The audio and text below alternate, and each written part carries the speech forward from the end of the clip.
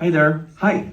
Wow, thank you all for coming out on a rainy Saturday. It's still raining out there, folks. My name's Pete Hammond, and I'm going to moderate today. How did you all enjoy the very first episode of Franklin? Yeah. Apple is going to drop the first 3 episodes on April 12th, and then one a week through the middle of May. So you'll be able to see the whole thing, all 8 episodes. But today, very special day here. I want to introduce 3 of the key players here in what you just saw. He is the director of all 8 episodes. His credits include Boardwalk Empire, The Sopranos, Game of Thrones, so many other things. He is director and executive producer, Tim Van Patten.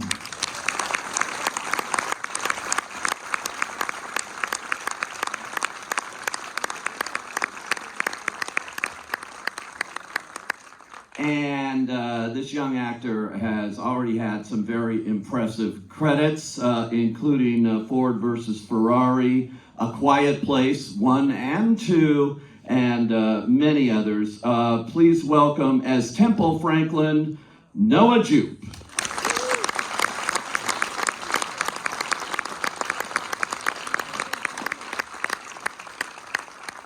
And as Benjamin Franklin, none other than Michael Douglas.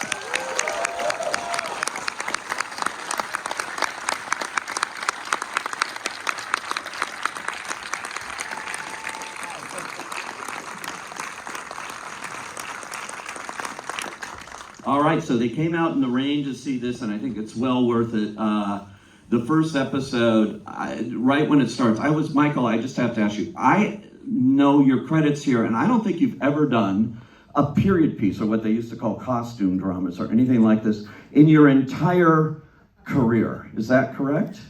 That is correct. Well, I did something in the very beginning that would show me how skinny my legs were in tights. And I promised myself that I'd never do it again. So, but this is the first period thing that I've done in 60 years. Wow.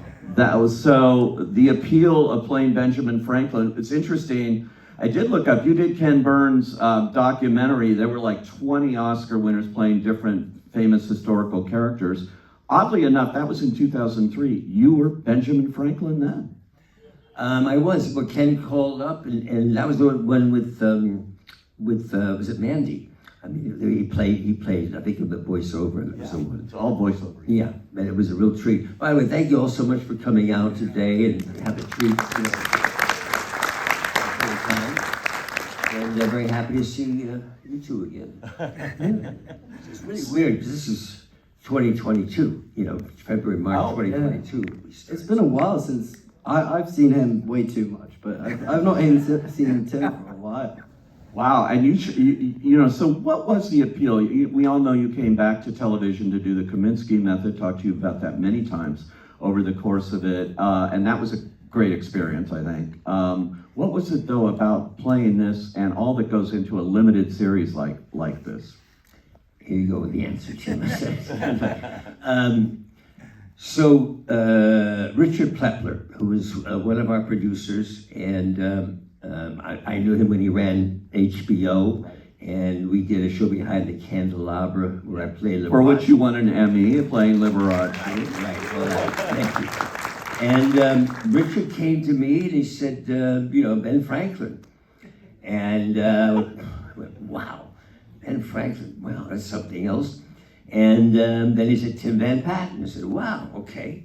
Directing, wow, that's fantastic. This is great. All this stuff was really, really well. And, Benjamin Franklin, so I started doing a little homework about the part and the role. And just this extraordinary guy, this extraordinary guy whose father was sort of lower class candle maker.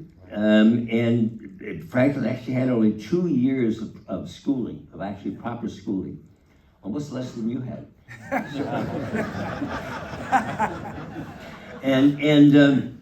And then he went on. He was this voracious reader. We all went on about publishing. He was a great writer, a publisher, a printer.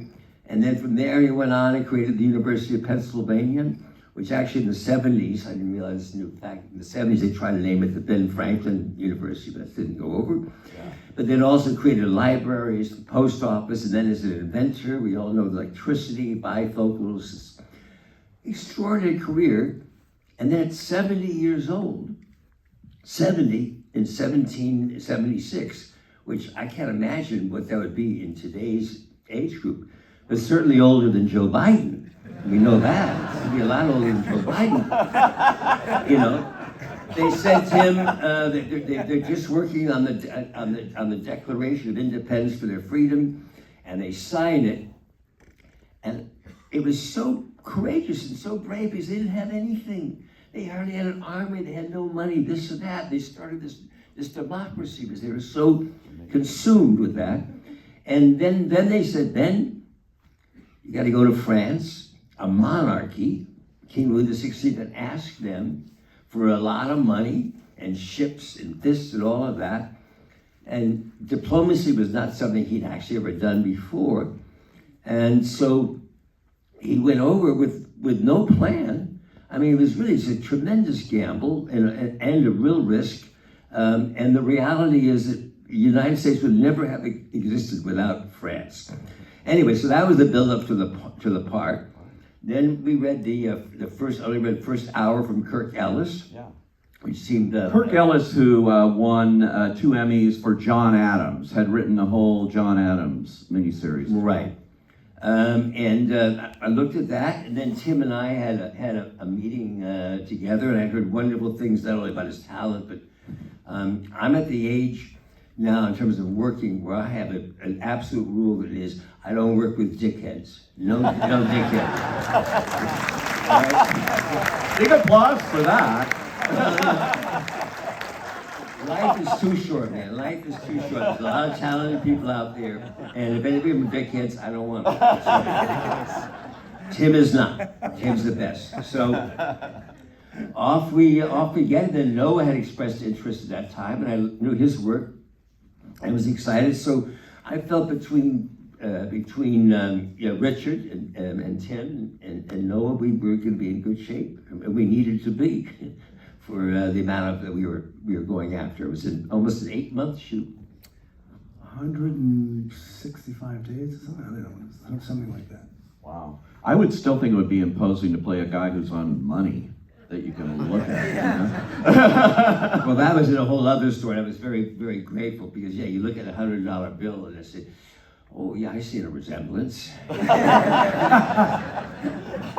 and so after, it was one thing after the whole Liberace, which was, a real person who was alive. We'd seen him in movies. We heard his voice and all of that. But with Franklin, we never heard what he sounds like. Most of the portraits that he did were by women, which he liked to have his picture drawn by women. And so there was a big discussion, and we said, well, let's try out the appliances, and let's see. And so we worked out the appliances, but the studio was 40 minutes away from downtown Paris, 40-minute drive out. The makeup would take 2.5 hours to do, and then you have to take another 40 minutes to take it off, then you have another 40 minutes back. And so I could see getting screwed with them, all waiting. Where are you waiting for me? Just worrying about that. That's the producer side of my head. Yeah.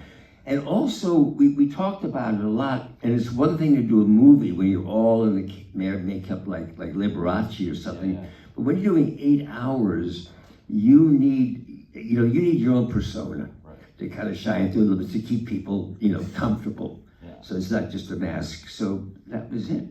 I thought that was great. And by the way, when you said the producer side of you, I forgot to mention, you're also an executive producer on this, which you've done so many times in your career. But was that important to be that involved on that side of it too? Not really. What I had, they were, Tim was wonderful, and you share your 2 cents worth, but you feel in good hands. It's just. In terms of getting rid of the dickheads, it was. Right. And to be clear, Noah is not a dickhead. Yeah, I got vetted out. It's like, Noah, I'm watching Noah in this, and then I look at the press notes on this, and this young British actor, I said, wait a minute, I've seen him in Ford vs. Ferrari, I've seen him in Quiet Place, He's British? I had no idea, Noah. None. You master these accents and things, not your natural one, extraordinarily well. I tell you what, with this actually, it was interesting because obviously it's a while ago. Obviously, I mean, like, American accent would kind of be forming at that point, but we basically were like, maybe we should kind of find like a in-between sort of accent where it's like an American accent, but kind of with some hints of British to be able to just kind of be faithful to the time. And so we, you know, came up with this kind of in the middle accent, which was weird, and yeah, it was fun. It's amazing. Not to mention the fact that when we first started, Noah did not speak French, right? And I said, Yeah. don't worry about that, Noah, because my French, I speak French. It's not a problem. Before we left, 8 months later with all that, this guy, fluent in French. But this is also the beauty about English actors too. Their use of language. I just know that from my wife and Catherine. They're very aware. They did an unbelievable job with the languages. Yeah, I mean, I definitely am not fluent in French, but I did manage to. I spent a lot of time. I made a lot of friends in Paris. I just spent a lot of time around it, and also the show is set over what, like 6 years, 6 to 8 years, and you know, if a young man is spending that amount of time in Paris trying to become a Frenchman in that sense, trying to fit in, then he's gonna learn French and he's gonna want to sound French. So I had to find a way of making sure by, you know, further down the show when my French improves that it was believable. And yeah, I mean, I hope I did okay. So you're saying it was kind of a coming-of-age story for Temple Franklin and for Noah here? Yes. We can't talk too much about it, but It's definitely basically, basically, I was 17 in Paris for a year. Oh my God! I had So a you are wonderful- living the life here. Okay. How did you? You know, it's so fun to see this dynamic, the grandfather-grandson dynamic played out with humor too. I mean, that first scene where you're trying to speak French is hilarious and you know, really believable. But it's a great dynamic, and you're working. I know you've worked with some well-known actors before, so it's not the first time. But Michael Douglas, come on, what was that like? I mean, Watch it now, watch it. no, I mean, Michael's a very great guy and an incredibly professional guy, and he's you know, he just it's very inspiring working with him because you just get this amazing sense of energy when you're with him, because he really just brings this passion and this sort of persistence to his work, and keeps it insanely professional, and he, you know, remembers people's names, and he you know, makes jokes, and it's crazy because remembering people's names is a simple thing, but people don't do it, and like, you know, and he's just he's a very great guy and a very hardworking person, and just being on set with someone with a career like him, but seeing how hard he still works is just incredibly inspiring. Never more than 50 feet away from the lens. Yeah. Always. In the sun, always in the sun with the periodicals, a stack of periodicals next to him, and ready to go. Wow. Yeah. And every time, well, it went both ways actually. Every time we introduced a new cast member into a scene, we, at the end of the day, Michael would go, are there any of these actors that suck? And every single person that stands in front of me that one's better than the next. The day players, everybody. Yeah, I mean, he was true. blown away. And going the other direction, the cast members would leave the set and come in. Oh my God, they look into his eyes, and I can't stop. I'm sinking, disappearing into his eyes. I see him seeing my soul. I mean, they would be like, yeah. So, I mean, it was really great. It was just, I mean, beyond being one of the greatest creative experiences. No, it was, the second week we were shooting, and there's this blonde lady was on the set, and I looked, and Tim said, that's the casting agent. I said, oh my God. This poor woman didn't know what happened. She looked up, she said, come here. And I gave her the biggest, I hugged, I said, oh, thank you, man, thank you. This is the best cast, I couldn't believe it. Yeah, but even the background actors were fucking incredible. Wow. There was a point, where it was like a day, and it was just do you remember in the Épée de Bois, and it was like all of these just drunk and like acting like incredibly like powerful, and it was just, the room was electric, and I was like, they don't have to do that, like they don't have to have that much energy. Yeah. But it really was. We had some fantastic actors. Yeah, I was going to say, outside of being like one of the greatest creative and most satisfying jobs I've ever had, as a life experience, being there and doing it. I think it's important to the show also that we really fought for the French, to have the French language in it. Right. And I just think it grounds the show in an authenticity. And for our experience, it was all things French. I mean, I still didn't learn any French. I said, as opposed to just pan left, pan right, tilt up, tilt down, boom. That was it. But I got it. That's how great, truthful the performances were, and how present everybody was. It was really nice. Yeah, I thought it was great to see whole scenes in French with subtitles here played out, which you don't often see, particularly on television. Things like this. They'll just, even in all the great movies, the costume movies that have been made, it's always in English language and things. So that was a no-brainer kind of discussion for you in doing this? For us, it was a no-brainer, but we did get some pushback, understandably. But we fought for every sentence, every scene. Yeah, and I mean, like on the set as well, there was a lot of French crew, and I just remember them, being so impressed and being so excited that for, the French, they were getting a show that was like, American and French, like very mainstream, but they could watch it and have just as much connection in terms of the language and the nuance as an American would. I mean, one of the joys I find when you're acting in international productions is to watch us all know the same language as actors. I mean, you come together, and a good actor is a good actor.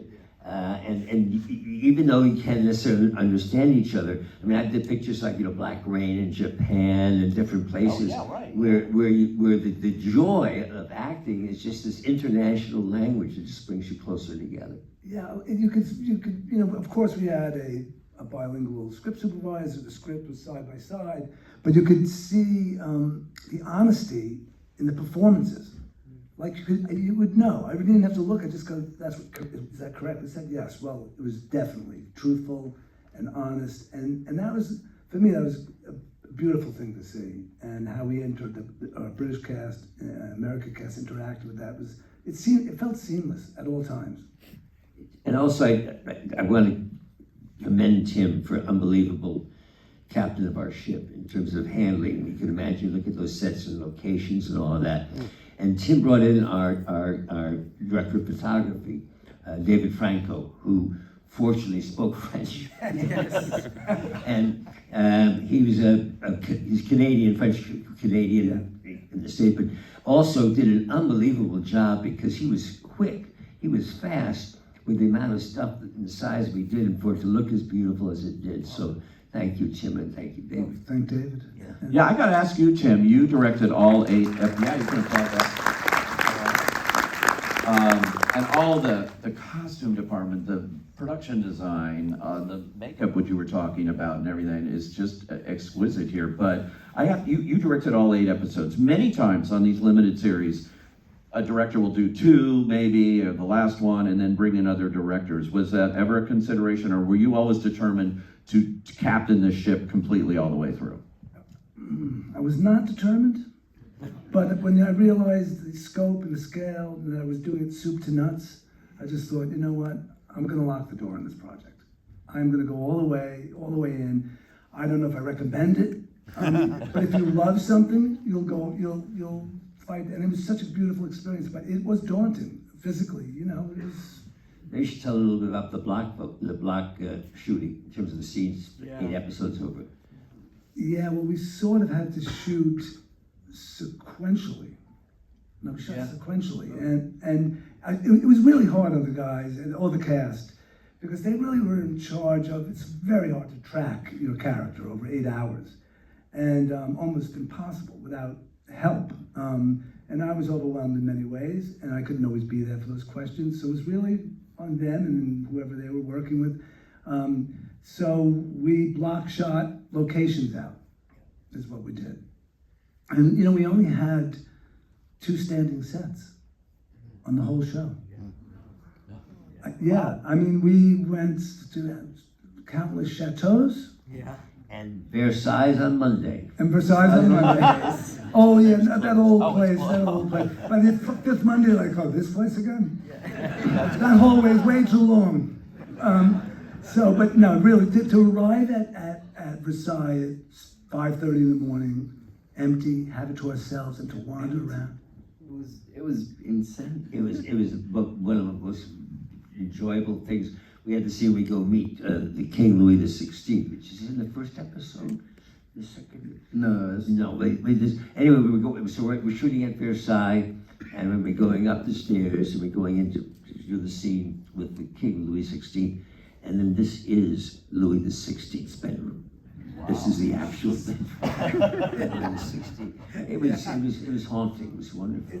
It's a lot to wrap your head around, considering that Franklin's his gambit partially bankrupted France. They'd already lost the French and Indian with the 7-year war to the Brits, and they were hard up, for cash. And then this whole thing really sunk them in a way, not entirely, but it was part of it. And they went on, to ask an absolute monarchy to overthrow another monarchy doesn't make a whole lot of sense, but he did it. We did it. Wow. What kind of research do you do, Noah, when you're playing somebody who's obviously not alive now? That a lot of people don't really know anything about him. So Yeah, I mean, what did you do to get into that role? Did you lose yourself, by the way, at Versailles? Just wander off? Oh, yeah. Well, you did, of course you did. Yeah, you just walk around, and there was one day when it was like really foggy, and there's like no one there, and you walk around the grounds, and it's just so vast, and like, you can't ever picture anything like that being made nowadays. It's just too big of a scale to try and like do nowadays. It's just, it was incredible. But with Temple, there's like, there's a lot of stuff about him. There's there's a lot of things about him being in places, but he doesn't do a lot, and then obviously he was there with Franklin, but there's nothing about how he was, feeling or what he had to say, and so that was kind of more. Honestly, it was quite lucky because I had the chance to kind of creatively and artistically fill that in myself, and kind of come up with this character.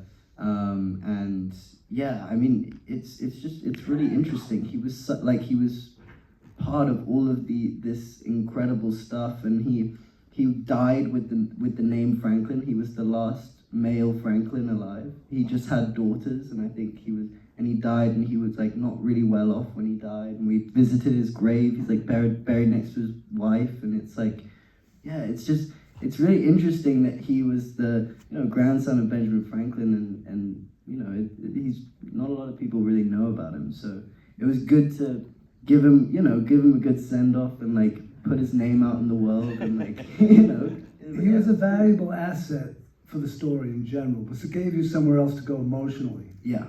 Outside of just straight up Franklin, which we did see the world through both their eyes. Yeah. And what eyes? No, I mean, he had Temple got to spend a lot of time with Lafayette. Let's say a younger crowd. So it was a wonderful parallel story of his indoctrination into Paris with these young, well-doing French people, young people that he liked a lot. And of course, I guess there was a little bit of method acting off stage, and of course, they had these were young bonding. people that I also liked a lot, and they took me around Paris, and I was like, Oh my God. complaining. Method act, did you want to be addressed as Temple the whole time? Is it that method? You're talking to the Kaminsky method guy here, but that's kind of Daniel Day-Lewis territory, maybe a little too much. Tim, so in playing, in putting this together, and all of the set, all of the costumes, how many background players did you have in this that you had to costume? And on any given day, you could have up to 400 or 500. yeah, so it's all in like full. Yeah, top to bottom. Well, yeah, I mean, it's and the white makeup, you know, the whole thing, the wigs. Yeah. It was incredible. It really Olivier, was. the costume designer, she gets some incredible. Olivier Berrutz was, what's his makeup? Alessandro Bertoluzzi. We decided that the palette of the show should be, you know, just really organic, not making over beautifying it. The costumes, the people, the city, just being as authentic and grounded as possible, and which helped us in a way because the makeup is just like white powder on your face. The wigs don't even really fit half the time. You could see their hairline, and that's how it was. That's how it actually was. There was no beautiful seamless wigging. There was no. It was all pretty, and people used to get lice under there, and mice would be living under there. No, it would seriously. They wouldn't shower, and you know. But People must have smelled horrible. bad. And they were defecating in the palace. I heard they'd just go against the wall or whatever. Yeah, I think guys can't wait for that scene. That's it, yeah. You'll be able to see that April 12th. Wow, so what was the biggest challenge for you then? You talked about that this was daunting. You used the word daunting to take on. I mean, this is an 8-hour motion picture, essentially, you're making here. So. Well, just being that it's period piece, that's number one, but that it's on mostly 80% location, which, you know, there's a lot of details that go into that. And you just can't walk onto a street and start shooting. You got to dump soil down. You have to bring in the carriages. You got to bring in 500 extras. And the schedule, it was fair schedule. It wasn't like too tight, and their hours there are reasonable. But the physicality of having to drive an hour to work, an hour home, And on your weekends, having to go look at locations. Oh, yeah. Every weekends you have 7-day off, weeks. having to go the next week, have to check the locations out. But if you're like loving the job, it's a thrill. It doesn't matter how hard it is. It was daunting, but it was just every day was magic. It really was. Yeah, it's amazing. Before we go, I wanted to ask Michael. I started by saying I thought this was your first period piece in a sense. I mean, Liberace. I don't think that's a period. That's a great character and things, but.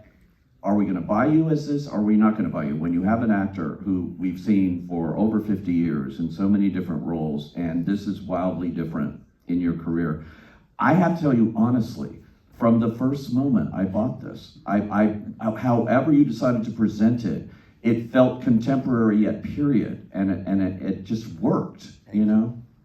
It's nice to hear. No, I was really nervous about it, you know, and try to get that balance early on. I was not sure if it was the right choice, but it felt comfortable, and it just felt like for 8 hours to be somebody that the audience could be a little more comfortable with, that they think that they knew. And the humor, I thought was so important here. You have a bunch of really funny lines. You just, at least in the first episode, just dropping in funny stuff. He's a funny guy. He was a humorist. He was our first humorist, truly.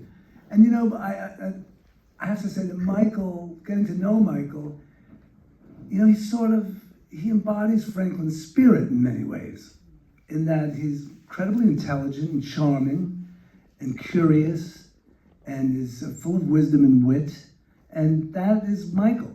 I mean, he didn't invent anything to my knowledge. No. But And I'm not a philanderer. no, absolutely not. But no, his spirit, like his insatiable curiosity, and he's always up to date on everything. My gosh, yeah. Well, you gotta be. I mean, how are you gonna want to be in this business as long as you've been in it if it's not interesting to you? I mean, is that what you say? You don't want to work with dickheads, but also when you look at a script or when you look at a project at this point in your career, what are you looking for? What do you want to do? Well, the last thing is the role. I love to make it sure that the material for me has always been the most important issue, and which is why we were under a lot of pressure of getting it together, and I was nervous because it has to be the material that makes the biggest difference. And then you want to surround yourself with as good of actors and as director as you can. And the beauty is when you look out, I'm looking at everybody else, and I say, well, they're doing a good job, so I must be okay. You know, And it's important. I mean, that to me is the most important part. But this was the best production, and I say this that I've ever been involved with. Wow. And the best production, knowing the difficulties that were involved. I want to thank Tim and I thank the whole team and Apple. It really was. It was an extraordinary, extraordinary production, really well done. And then looking at the result, it must be fun to see it on a big screen like this too. Which is so exciting because, I mean, this is visually stunning. Yeah. And it's always great to see stuff on a big screen, but this is obviously made for, television, so that's it. But globally, people are going to see this around the world. This is different than, a lot of projects that you normally will make. I mean, this goes and it's just everywhere, which is exciting. Well, I thank you guys for coming out today and talking about this series. And if I can just have you sit in your seats so I can have them exit this way, there is a reception out there, and you can just go in the back there. We'll see you at the reception. Thanks, everybody. Thank you. Thanks for coming. Appreciate it. Thank you very